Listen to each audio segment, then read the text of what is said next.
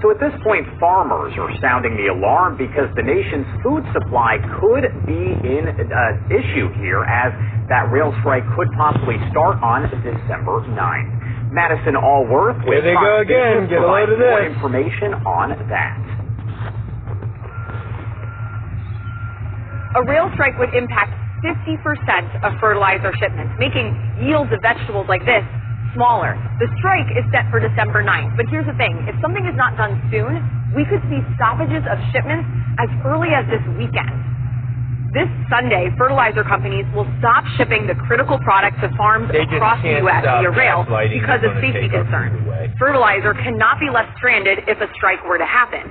The Fertilizer Institute says steps are being made to find alternatives, but it's near impossible because there is zero elasticity in the transportation market right now. We ship about 50% of all fertilizer via rail, and if a strike occurs and we have to find alternative sources, there really are not great options for moving that much fertilizer right before spring planting season. Fertilizer is already at a record high, and farmers like the ones here at Cascaday Farm say their fertilizer cost has increased by 100% this past year. A strike would likely increase it another 50%, putting them in a tough position. The input costs that farmers are facing, especially vegetable farmers, labor-intensive farmers, we're under a crunch, and we're not going to be able to make it. All of this ultimately coming down to the consumer. Higher input costs and less fertilizer available means that crops would cost more. Back to you.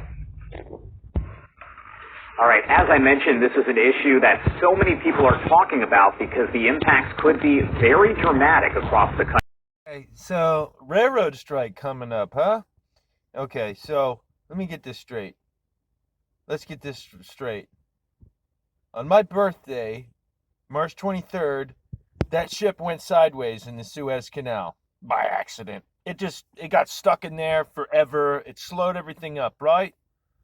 And then they said that would slow things down. Well, that was the signal. Oh, really going to slow things down. Then we had a supply chain crunch because of COVID, right? Because of COVID. And then all of a sudden, right, the World Economic Forum said, and Klaus Schwab said, there's going to be messed up supply chain stuff and it's going to affect the food and all this stuff, right? Right? And now we're inflated through the gills. Farmers are still crying.